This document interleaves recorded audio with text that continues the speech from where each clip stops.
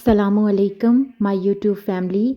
I hope कि अल्लाह के फजलो करम से आप सब खैरियत से होंगे और जी अल्लाह का शुक्र है कि मैं भी बिल्कुल खैरियत से हूँ। फजर की नमाज का वक्त था तो मैंने नमाज अदा की और उसके बाद सहन में आ गई। एक और ख़ूबसूरत से दिन की शुरुआत हो चुकी है, तो अपने इस खूबसूरत से दिन की कुछ रूटीन आपके साथ शेयर करने जा रही हूँ। अच्छा, मेरी हमेशा से ये कोशिश होती है कि मेरे व्लॉग्स प्रोडक्टिव भी हों और मोटिवेशनल भी, ताकि मेरे व्लॉग्स देखने वालों को फ़ायदा भी मिल सके।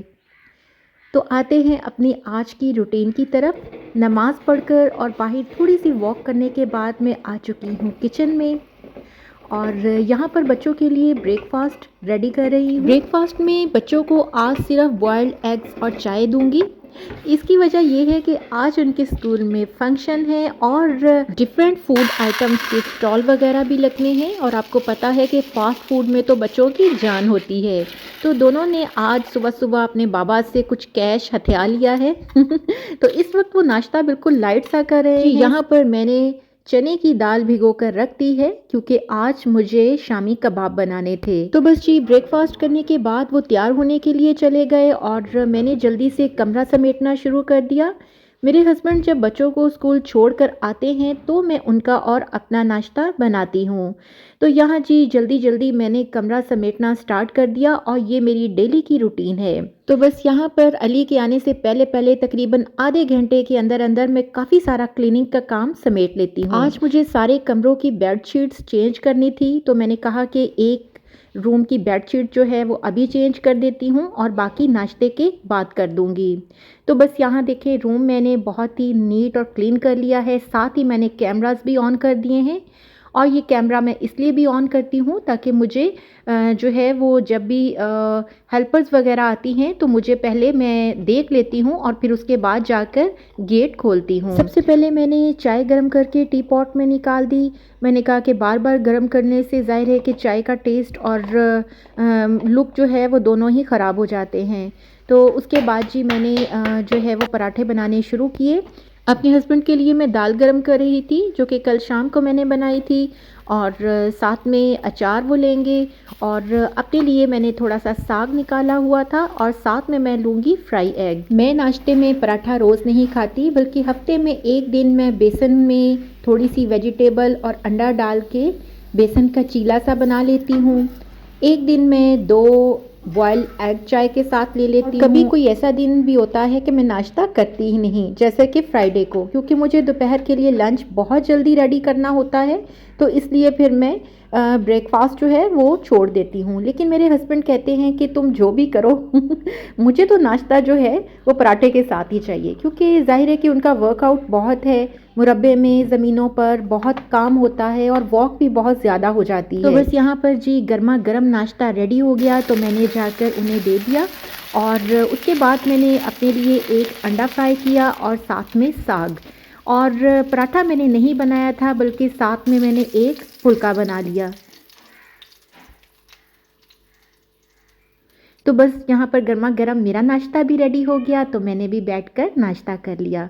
उसके बाद मेरे हस्बैंड तो चले गए मुरब्बे और मैंने सारी जो बेडशीट्स वगैरह चेंज की थी वो मैंने सारी इकट्ठी कर ली और बाहर ले जाकर रख दी।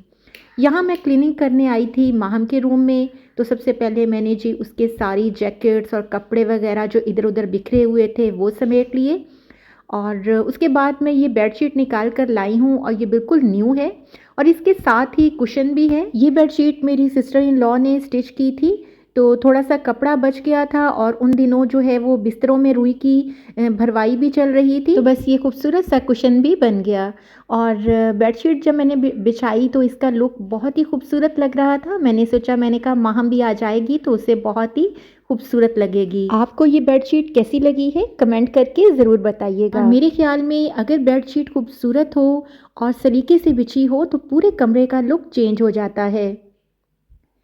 खैर जी यहाँ पर कमरा जो है वो बिल्कुल क्लीन हो चुका था, तो इसके बाद मैंने जो भी बेडशीट्स उतारी थी वो सारी लाकर मशीन में डाल दी। यहाँ पर साथ साथ वॉशिंग का काम चलता रहेगा और साथ साथ मैं दूसरे काम भी करती रहूँगी। और यहाँ पर जी चेयर के ऊपर मेरी कैट जो है वो बहुत मज़े से सोई हुई है। सर्दियों का मज़ा ले रही है। इसके ऊपर मैंने ये ब्लैंकेट सा दे दिया है तो वो इसमें मज़े से घुसकर सो रही है। और फाइनली आ चुकी हूँ मैं किचन में। तो किचन की थोड़ी बहुत क्लीनिंग रहती है। बर्तन वगैरह जो है वो तो मेरी हेल्पर धो गई थी। तो यहाँ पर थोड़ी सी मैंने मॉपिंग करनी थी और साथ में कपड़ा लगाना था फर्श पर। तो बस फिर मैंने जल्दी जल्दी झाड़ू लगाया। झाड़ू लगाने के बाद फिर मैंने अपनी छोटी वाली हेल्पर से कहा कि वाइपर में कपड़ा डाल कर ले आए। घर के फर्श पर चूँकि सारी टाइल्स हैं, रूम्स में भी, गैलरी में, बरामदे में, तो बस इन टाइल्स की सफाई बहुत ज़रूरी है। इसलिए मैं हमेशा कोई भी एंटीबैक्टीरियल, एंटीवायरस लिक्विड जो है वो ज़रूर इस्तेमाल करती हूँ। तो थोड़ा सा मैं कपड़ा जब वॉश करवाती हूँ तो उसमें डाल देती हूँ, यानी उस बाल्टी में, और थोड़ा सा मैं वैसे भी ऊपर जो है वो डाल देती हूँ कुछ ड्रॉप्स। इससे फ़र्शों पर बहुत ज़्यादा अच्छी शाइन आ जाती है। अच्छा, पहले मैं रेडीमेड जो टॉवल क्लीनर होता है वो यूज़ करती थी। छोटे से टॉवल की क्लीनिंग बहुत मुश्किल हो जाती थी, और वैसे भी गाँव के बड़े बड़े घरों के लिए यही देसी तरीका ठीक रहता है। तो बस जी, यहाँ पर मैंने अपने हाथ धो लिए थे और एक दफ़ा जो है वो लोशन वगैरह भी लगा लिया था, क्योंकि ज़ाहिर है सर्दियाँ हैं, बहुत ड्राइनेस हो जाती है बार बार पानी में हाथ मारने से। और फिर जी बिस्मिल्लाह की है कुकिंग की तरफ। और यहाँ पर मैं बना रही हूँ शामी कबाब। इसके लिए मैंने 1 किलो बोनलेस चिकन ले लिया है, 6-7 जवे लहसुन के और 3 छोटे छोटे टुकड़े मैंने अदरक के जो है वो भी छील कर डाल दिए हैं। और ये 2 अदद आलू थे जिन्हें मैंने छील कर बीच में डाल दिया है, और 2 अदद ही प्याज, और ड्राई स्पाइसेस थोड़े से ऐड कर दूंगी। अच्छा, आलू मैंने इसलिए डाले हैं क्योंकि आलूओं से कबाबों की बाइंडिंग बहुत ही ज़बरदस्त होती है। तो बस जी, थोड़ी सी दालचीनी, 1 बड़ी इलायची और थोड़ा सा ज़ीरा, थोड़ी सी बीच में काली मिर्च थी और 1-2 लौंग, बस ये ड्राई स्पाइसेस ऐड कर दिए और हस्बे ज़रूरत पानी शामिल किया है। और बस अब मैं इसको कुकर को बंद करके बर्नर पर रख दूंगी। पानी आपने इतना ही शामिल करना है कि चिकन जो आपने बीच में डाला है वो बामुश्किल जो है वो बीच में डिप हो। और उसके 10 मिनट के बाद फिर मैंने कुकर खोलकर बीच में चने की दाल भी शामिल कर दी। और यहाँ पर जी आपके साथ टूटी फ्रूटी केक की ज़बरदस्त सी रेसिपी शेयर करने जा रही हूँ। इसके लिए मैंने वनीला एसेंस भी ले लिया है और लेमन एसेंस भी। इसके लिए जी 1 कप मैंने चीनी का ले लिया है, 1/2 कप इसमें मैदे का जाएगा, 1/3 कप इसमें मैं दूध का इस्तेमाल कर रही हूँ और 1/4 कप ऑयल का। थोड़ा सा नमक और बेकिंग पाउडर भी मैंने निकाल कर रख लिया है। तो सबसे पहले जी मैंने पैन को ग्रीस कर लिया है और इसमें बटर पेपर जो है वो लगा दिया है। बटर पेपर लगाने के बाद भी मैं इसको अच्छे से ग्रीस कर लूँगी, ताकि बाद में जब हम केक को बाहर निकालें तो हमें आसानी हो। उसके बाद जी एक बाउल में मैंने 3 अंडे तोड़कर शामिल किए हैं और हाफ़ टी स्पून मैंने इसमें नमक का डाल दिया है, और 1 कैप भरकर मैंने इसमें वनीला एसेंस का, 1 कैप भरकर लेमन एसेंस का इस्तेमाल किया है।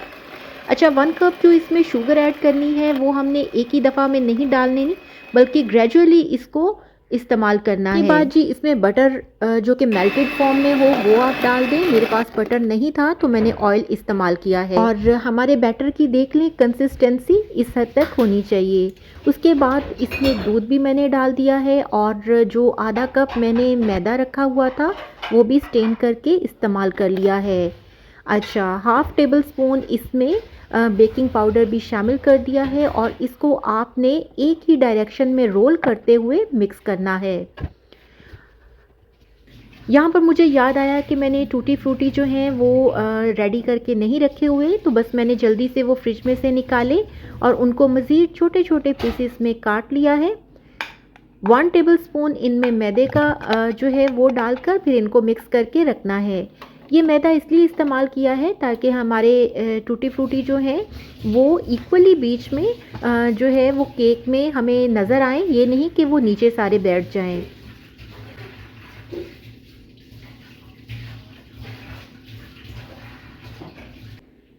और ये देखिए जी, बैटर जो है वो मैंने पोर कर लिया है। इसके बाद थोड़ा सा इसे टैप टैप कर लें ताकि जो भी एयर बबल्स वगैरह हैं वो निकल जाएं। 180 टेम्परेचर पर मैंने इसे हाफ आवर के लिए रख दिया है। मज़ीद ये कि मैं इसे चेक करती रहूँगी। तकरीबन 12-14 मिनट के बाद जी मैंने कुकर खोला है और ये मसाला बहुत ही अच्छे से सॉफ्ट हो गया है। मॉइस्चर रहे तो ही ठीक होता है, बिल्कुल ड्राई हो जाए तो फिर खुश्क हो जाते हैं कबाब। यहाँ पर कबाब मसाला मैंने इस पर डाल दिया है। 1 चम्मच भरकर मैं कुटी लाल मिर्च का डाल रही हूँ, 1 चम्मच काली मिर्च पाउडर का और थोड़ी सी अजवाइन है जो मैं हाथ पर मसल कर इसमें शामिल कर रही हूँ। साथ में ये ज़ीरा पाउडर है, ये भी तकरीबन हाफ़ स्पून मैंने इसमें शामिल किया है। और इसके बाद जी ढेर सारा मैंने इस पर भी सब्ज़ धनिया डाल दिया है और पोटैटो मैशर की मदद से ही मैं आज इसे मैश कर रही हूँ।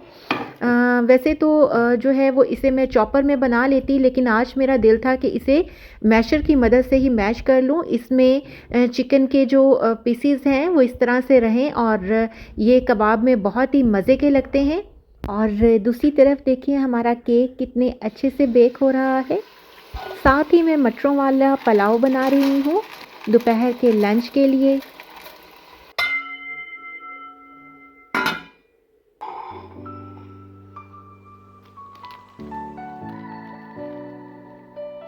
और यहाँ पर जी ये केक माशाल्लाह से रेडी हो चुका है।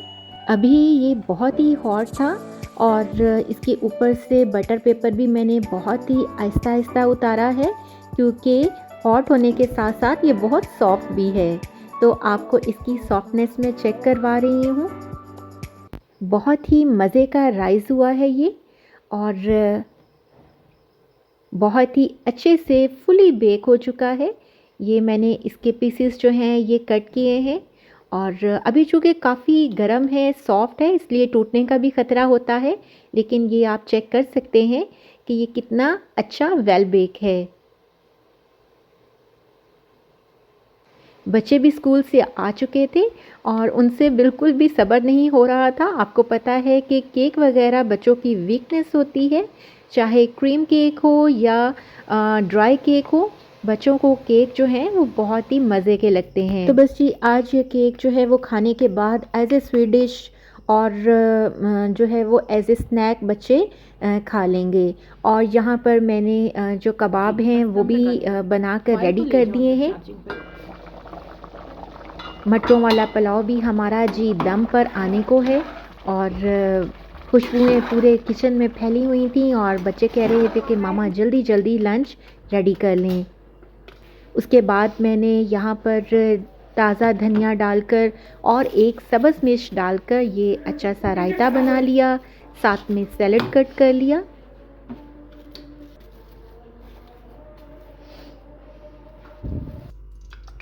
तो जैसे ही जी मैंने चावलों को दम लगाया, कबाब बनाने स्टार्ट कर दिए।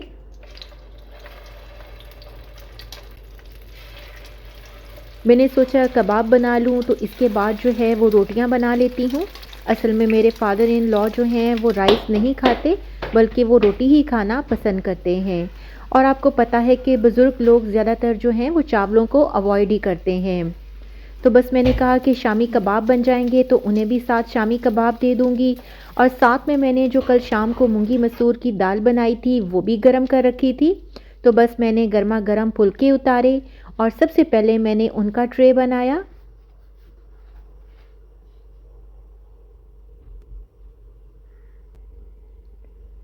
उसके बाद जी जो उनका अटेंडेंट लड़का रखा हुआ है उसका खाना मैंने तैयार किया और फिर यहाँ पर दम खोल दिया है। और देखें जी मज़ेदार गर्मा गर्म धुआं उड़ाते हुए मटर राइस बनकर रेडी हो चुके हैं। माशाल्लाह से बहुत ही टेस्टी चावल बने थे। और इधर जो है जो केक बना कर रखा था वो भी बाहर निकाल लिया। मैं लेके भाग रही हूँ। अल्लाह हाफिज़। इधर रखते। अच्छा, माहम को केक इतना मज़े का लग रहा था कि माहम कह रही थी मामा ये तो मैं ही ले जाती हूँ और अलहदा कमरे में बैठकर आराम से खाकर आ जाती हूँ। खैर जी यहाँ पर सब कुछ रेडी था। तो आज जो है वो बच्चे कह रहे थे मामा आपने हमें छोटी सी ट्रीट ही दे दी है।